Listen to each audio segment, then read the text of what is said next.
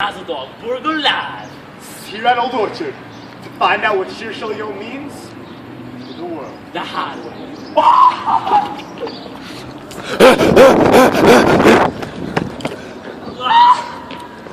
Let's go. Like, what does Shir Shalom Show Wednesday mean to you guys? Yom Revi'i.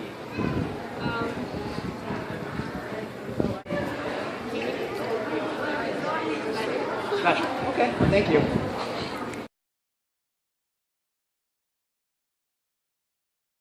Johnny boy. How's your day going? Thank God. How's your day going? I'm good. You daven Shafi this morning? I did that in traffic. With the minion? Not with a minion. Not with the minion. Not with the minion, It's alright, no. it's alright. Did you say the Shir Shal Yom Shal Rishon? Sure. Yes, I did. Well, that day stinks. That You know what the real day is? What's the real day? Shir Shal Yom Shal Wednesday. Yom Shal Wednesday. What does that mean to you? It means that we're almost at Shabbos. It's the Chuna running now. It makes that. Oh, that is interesting. That's probably going to go in our presentation. Thank you.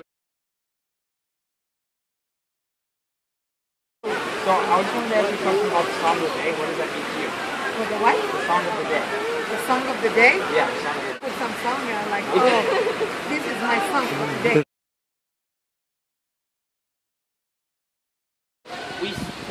Today in the morning, my family said a song. They sang the song of the day. What does the song of the day mean to you? Bubbles. Shir Shalom means to you. Oh.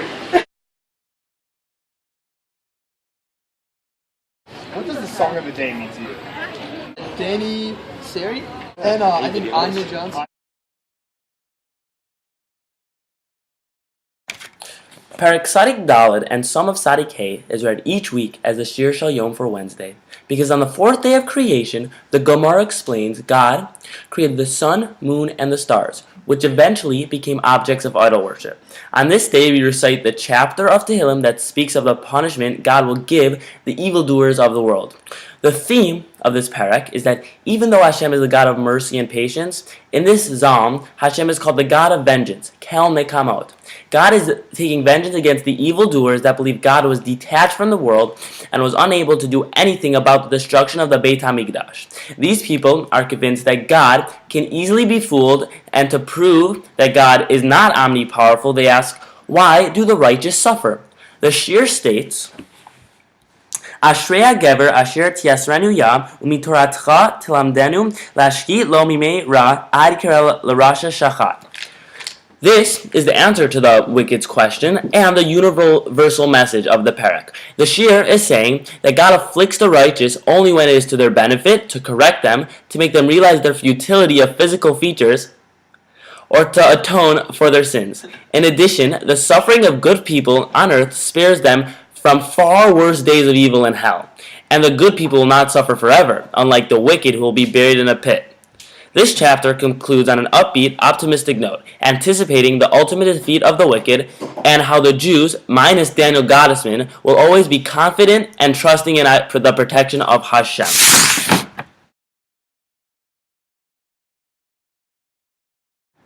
Well, alright.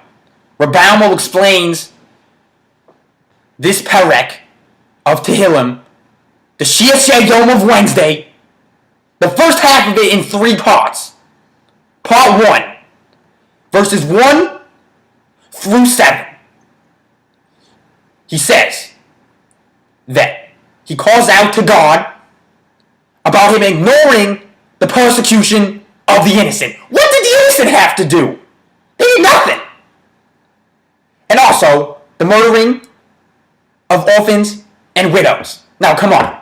Let's be real. Why?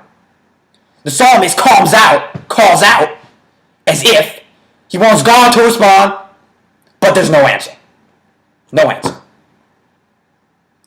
Part 2 is verses 8 through 11.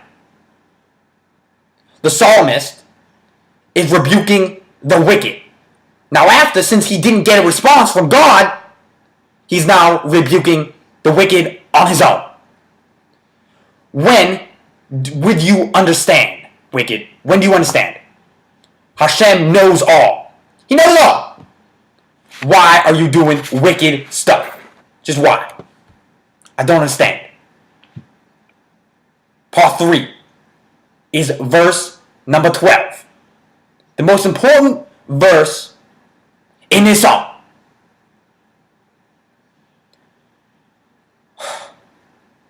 Person at hand of Hashem is fortunate because Hashem teaches in his Torah. That is the translation of verse 12.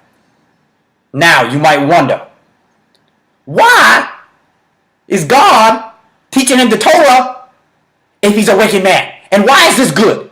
Why is this put right here? Right here. Why is it right here?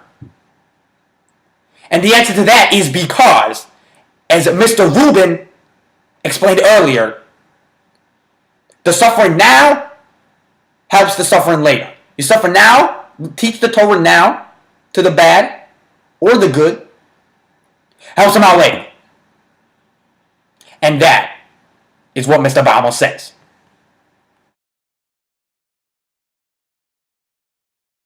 Radak starts off by answering the question, why does the Mizmor start off with Kel? The answer is because we are praying to God to redeem us from exile and to take revenge on the wicked people who are against him.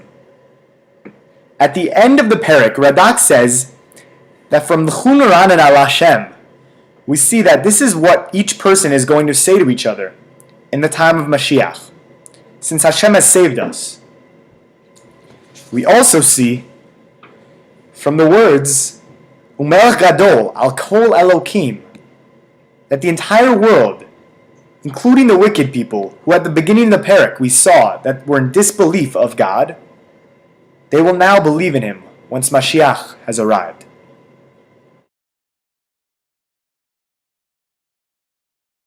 And Parasitic This